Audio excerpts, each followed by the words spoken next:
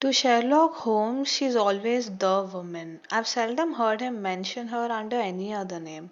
In his eyes, she eclipses and predominates the whole of her sex. It was not that he felt any emotion akin to love for Irene Adler. All emotions at that one particularly were abhorrent of his cold, precise, but admirably balanced mind. He was, I take it, the most perfect reasoning and observing machine that the world has seen. But as a lover, he would have placed himself in a false position. He never spoke of the softer passions, save with a gibe and a sneer.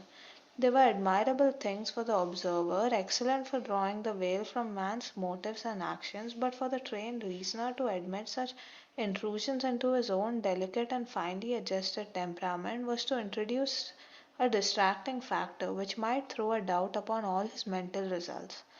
Grit in a sensitive instrument, or a crack in one of his own high powered lenses, would not be more disturbing than a strong emotion in a nature such as his.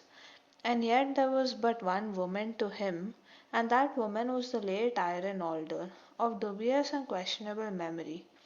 I'd seen little of Holmes lately. My marriage had drifted us away from each other. My own complete happiness and the home centered interests which rise up among men who first find himself master of his own establishment were sufficient to absorb all my attention, while Holmes, who loathed every form of society with his whole Bohemian soul, remained in our lodgings in Baker Street, buried among his old books and alternating from week to week between cocaine and ambition, the drowsiness of the drug and the fierce energy of his own keen nature. He was still as ever deeply attracted by the study of crime and occupied his immense faculties and extraordinary powers of observation in following out those clues and clearing up those mysteries which had been abandoned as hopeless by the official police. From time to time, summons of Odessa in the case of the Trip-off murder, of his clearing up of the singular tragedy of the Atkinson brothers at Trincomalee, and finally of the mission which he had accomplished so delicately and successfully for the reigning family of Holland. Beyond these signs of his activity, however, which I merely shared with all the readers of the daily press, I knew little of my former friend and companion. One night, it was on the 20th of March 1888, I was returning from a journey to a patient, for I had now returned to civil practice, when on my way led through Baker Street. As I passed the well recommended remembered door which must always be associated in my mind with my wooing and with the dark incidents of the study in scarlet, I was seized with a keen desire to see Holmes again, and to know how he was employing his extraordinary powers. His rooms were brilliantly lit, and even as I looked up, I saw his tall, spare figure pass twice in a dark silhouette against the blind. He was pacing the room swiftly, eagerly, with his head sunk upon his chest and his hands clasped behind him. To me, who knew his every mood and habit, his attitude and manner told their own story. He was at work again. He had risen out of his drug created dreams and was hot upon the scent of some new problem. I rang the bell and was shown up to the chamber which had formerly been in part my own. His manner was not effusive, and seldom was, but he was glad, I think, to see me. With hardly a word spoken, but with a kindly eye, he waved me to an armchair, threw across his case of cigars, and indicated a spirit case of a gasogen in the corner. Then he stood before the fire and looked me over in a singular introspective fashion. "Wedlock suits you," he remarked. "I think, Watson, that you have put on 7.5 pounds since I saw you." "7," I answered. "Indeed, I should have thought a little more, just a trifle more, I fancy, Watson." And in practice again, I observe. "You did not tell me that you intended to go into harness." "Then how do you know?" "I see it, I deduce it. How do I know that you have been getting yourself very wet lately, and that you have a mostly clumsy and careless servant girl?" "My dear Holmes," said I, "this is too much. You would certainly have been burned had you lived a few centuries ago. It's true that I had a country walk on Thursday and came home in a dreadful mess, but as I have changed my clothes, I can't imagine how you deduce it. As to Mary Jane, she is incorrigible, and my wife has given her notice. But there again I fail to see how you work it out. He chuckled to himself and rubbed his long, nervous hands together. It is simplicity itself, he said. My eyes tell me that on the inside of your left shoe, just where the firelight strikes it, the letter is scored by six almost parallel cuts. Obviously, they have been caused by someone who has very carelessly scraped around the edges of the sole in order to remove crusted mud from it. Hence, you see my double deduction that you had been out in a wild weather and that you had particularly malignant boot slitting specimen of the London slavery. As to you, as to your practice, if a gentleman walks into my room smelling of iodoform, with a black mark of nitrate of silver upon his right forefinger, and a bulge on the right side of his top hat to show where he had secreted his stethoscope, I must be dull indeed if I do not pronounce him to be an active member of the medical profession. I couldn't help laughing at the ease with which he explained his process of deduction. When I hear you give your reasons, I remarked, the things always appear to be so ridiculously simple that I could easily do it myself, though at each successive instance of your reasoning I am baffled until you explain your process, and yet I believe that my eyes are as good as yours. Quite so, he answered, lighting a cigarette and throwing himself down into an armchair. You see, but you do not observe. The distinction is clear. For example, you have frequently seen the steps which led up from the hall to this room. Frequently. How often? Well, some hundred of times. Then how many are there? How many? I don't know. Quite so. You have not observed, and yet you have seen. This is just my point. Now I know that there are 17 steps because I have both seen and observed. By the way, since you are interested in these little problems and since you are good enough to chronicle one or two of my trifling experiences, you may be interested in this. He threw over a sheet of thick pink tinted note paper which had been lying upon the table. It came by the last post, he said. He read it aloud. The note was undated and without either signature or address. There will call upon you tonight at 7:45, it said. A gentleman who desires to consult you upon a matter of the very deepest moment. Your recent service to one of the royal houses of Europe have shown that you are one who may safely be trusted with matters important which are of an important which can hardly be exaggerated. This account of you we have from all quarters received. Be in your chamber then at that hour, and do not take it amiss if your visitor wear a mask. This is indeed a mystery, I remarked. What do you imagine that it means? I have no data yet. It's a capital mistake to the arise before one has data. Insensibly, one begins to twist facts to suit theories instead of theories to suit facts. But the note itself, what do you deduce from it? I carefully examined the writing and the paper upon which it was written. The man who wrote it was presumably well to do, I remarked, endeavoring to imitate my companion's progress. Such paper could not be bought under half a crown a packet. It is peculiarly strong and stiff. Peculiar. That is the very word, said Holmes. It's not an English paper at all. Hold it up to the light.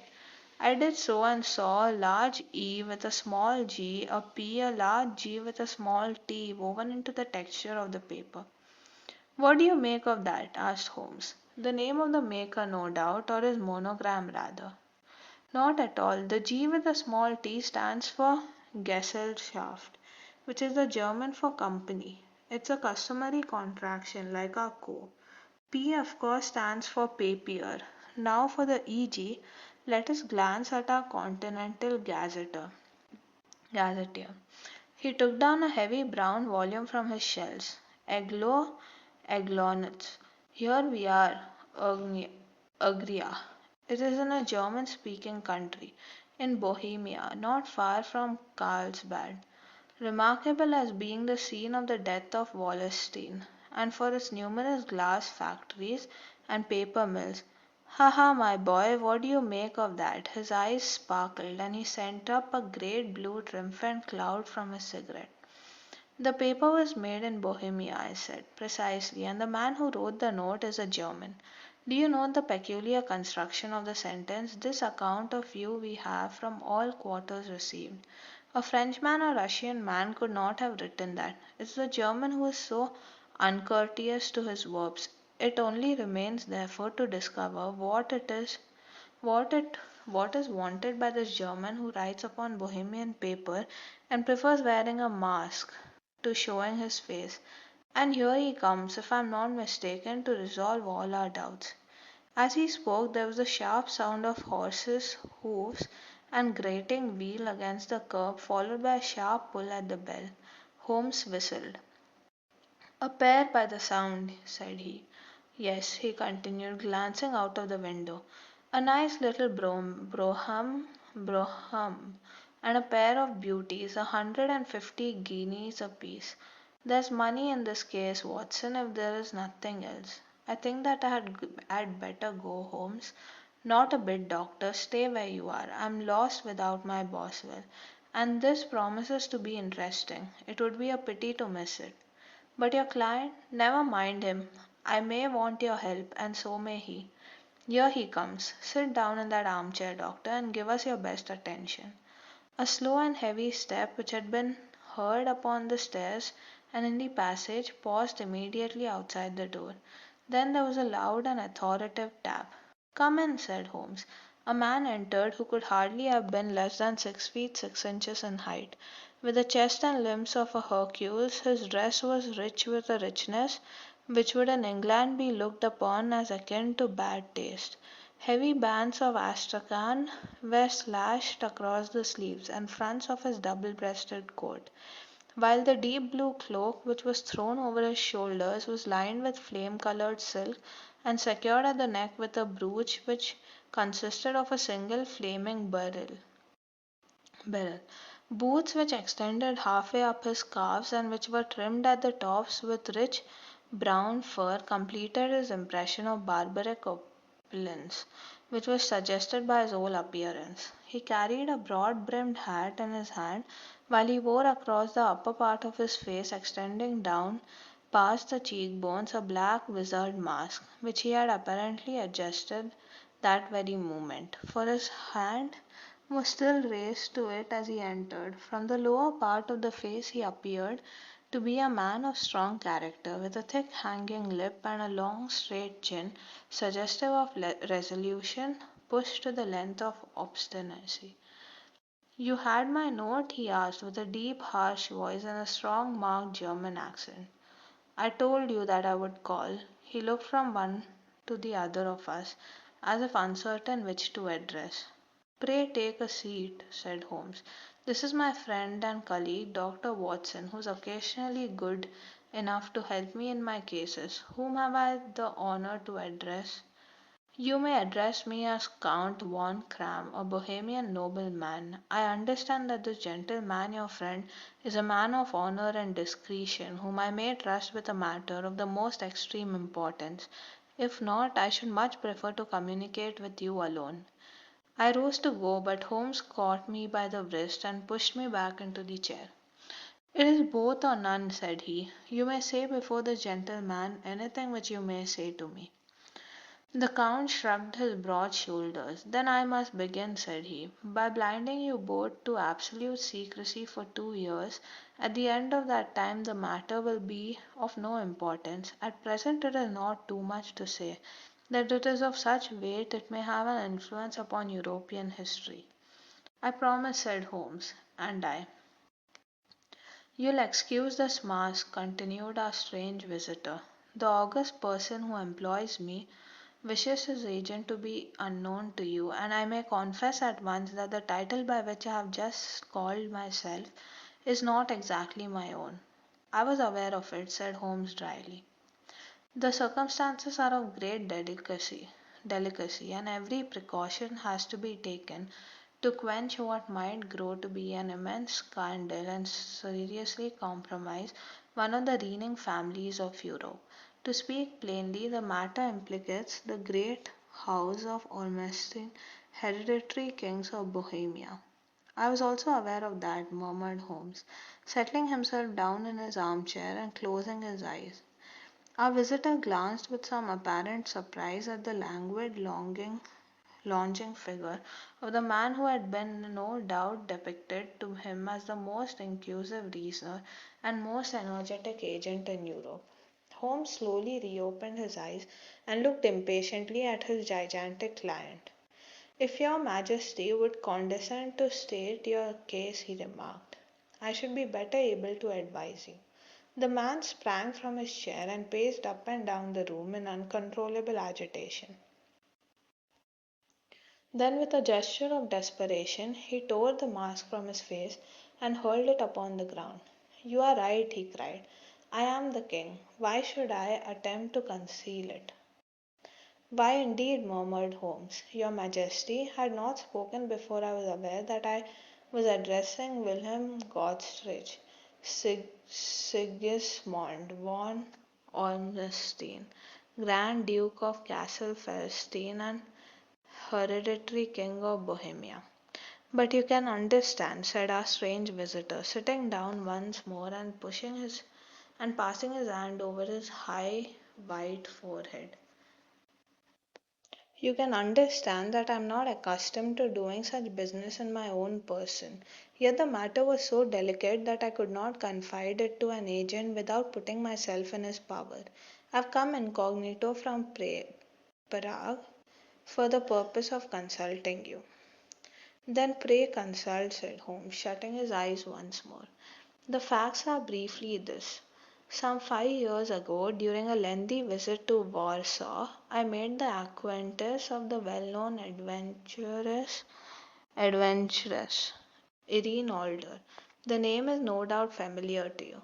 Kindly look her up in my index, doctor, murmured Holmes without opening his eyes. For many years he had adopted a system of docketing all paragraphs concerning men and things, so that it was difficult to name a subject or a person on which he could not at once furnish information. In this case I found her biography sandwiched in between that of a Hebrew rabbi and that of a staff commander who had written a monograph upon the deep sea fishes. Let me see, said Holmes.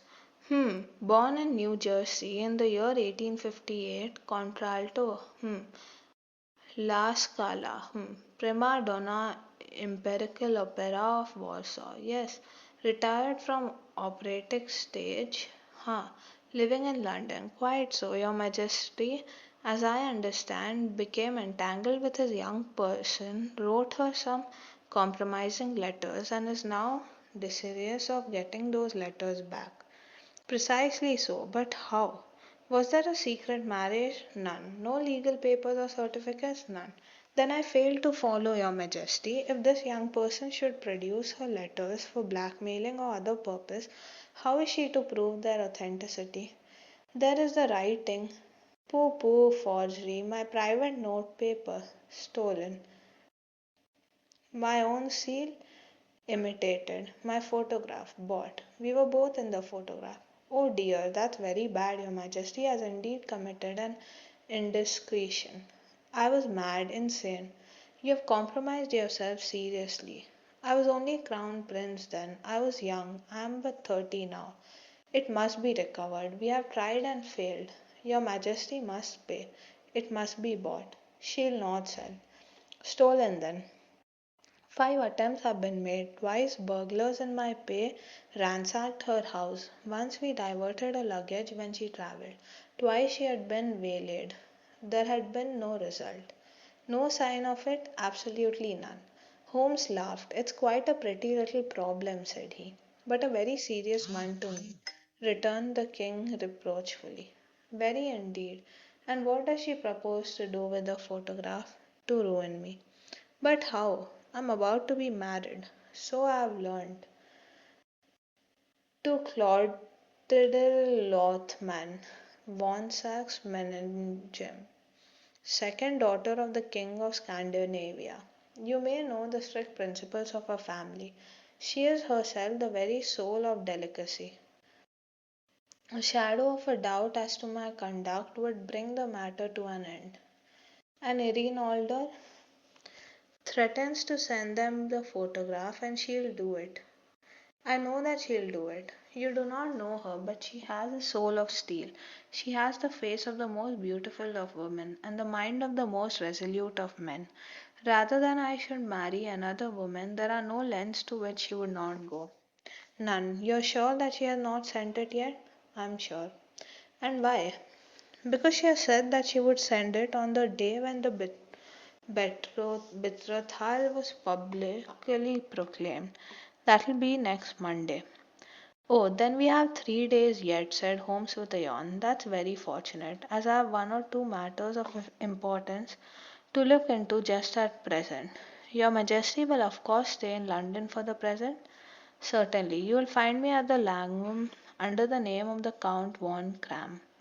Then I shall drop you a line to let you know how we progress. Pray do so, I shall be all anxiety. Then, as to money, you have carte blanche. Absolutely. I tell you that I would give one of the provinces of my kingdom to have that photograph. And for present expenses, the king took a heavy cameos leather bag from under his cloak and laid it on the table. There are £300 in gold and 700 in notes, he said. Holmes scribbled a receipt upon a sheet of his notebook and handed it to him. And Mademoiselle's address, he asked. Is Briony Lodge, Serpentine Avenue, St. John's Wood. Holmes took a note of it. One other question, said he. Was the photograph a cabinet? It was. Then good night, Your Majesty, and I trust that we shall soon have some good news for you. And we shall soon, as the wheels of the royal brougham roll down the street, if you will be good enough to call me tomorrow afternoon at 3 o'clock, I should like to chat this little matter over with you. At 3 o'clock precisely, I was at Baker Street, but Holmes had not yet returned. The landlady informed me that he had left the house shortly after 8 o'clock in the morning. I sat down beside the fire, however, with the intention of awaiting him, however long he might be. I was already deeply interested in his enquiry, for though it was surrounded by none of the grim and strange features which was associated with the two crimes which I have already recorded, still the nature of the case and the exalted station of his client gave it a character of its own. Indeed, apart from the nature of the investigation which my friend had on hand, there was something in his masterly grasp of the situation and his keen, incisive reasoning which made it a pleasure to me to study his system of work and to follow the quick, subtle methods by which he disentangled the most inextricable mysteries. So accustomed was I to his invariable success that the very possibility of his failing had ceased to enter my mind. It was close upon 4 before the door opened, and a drunken looking groom, ill kempt and side whiskered, with an inflamed face and disreputable clothes, walked into the room. Accustomed as I was to my friend's amazing powers in the use of disguises, I had to look 3 times before I was certain that it was indeed he. With a nod he vanished into the bedroom, whence he emerged in 5 minutes, tweed suited and respectable as of old. Putting his hands into his pocket, he stretched out his legs in front of the fire and laughed heartily for some minutes. Well, really, he cried, and then he choked and laughed again until he was obliged to lie back, limp and helpless in the chair. What is it? It's quite too funny. I'm sure you could never guess how I employed my morning or what I ended up doing. I can't imagine. I suppose that you have been watching the habits and perhaps the house of Miss Irene Adler. Quite so, but the sequel was rather unusual. I'll tell you, however. I left the house a little after 8 o'clock this morning in the character of a groom out of work. There's a wonderful sympathy and Freemasonry among horsey men. Be one of them and you'll know all that there is to know. I soon found Briony Lodge. It is a bio villa with a garden at the back, but built out in front right up to the road. 2 stories, Chubb lock to the door, large sitting room on the right side, well furnished with long windows along to the floor, almost to the floor, these and those preposterous English window fasteners which a child could open. Behind there was nothing remarkable, save that the passage window could be reached from the top of the coach house. I walked round it and examined it closely from every point of view, but without noting anything else of interest. I then lounged down the street and found, as I expected, that there was a mews in a lane which runs down by one wall of the garden. I lent the ostlers a hand in rubbing down their horses and received in exchange 2 opens, a glass of half and half, 2 fills of shag tobacco, and as much information as I could desire about Miss Alder, to say nothing of half a dozen other people in the neighbourhood in whom I was not in the least interested, but whose biographies I was compelled to listen to. "And what of Irene Adler?" I asked.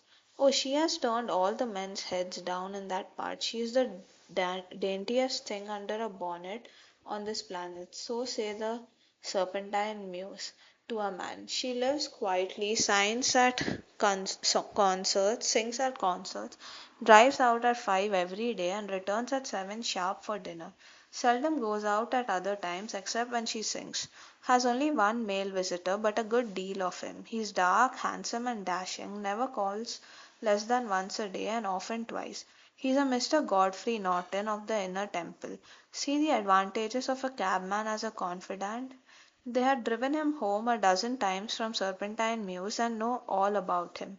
When I had listened to all they had to tell, I began to walk up and down near Bryony Lodge once more and to think over my plan of campaign. This Godfrey Norton was evidently an important factor in the matter. He was a lawyer.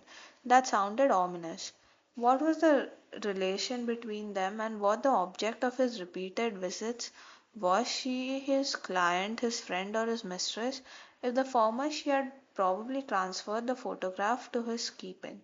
If the latter, it was less likely. On the issue of this question deepened whether I should continue my work at Bryony Lodge or turn my attention to the gentleman's chambers in the temple. It was a delicate point, and it widened the field of my enquiry. I fear that I bore you with these details, but I have to let you see my little difficulties if you are to understand the situation.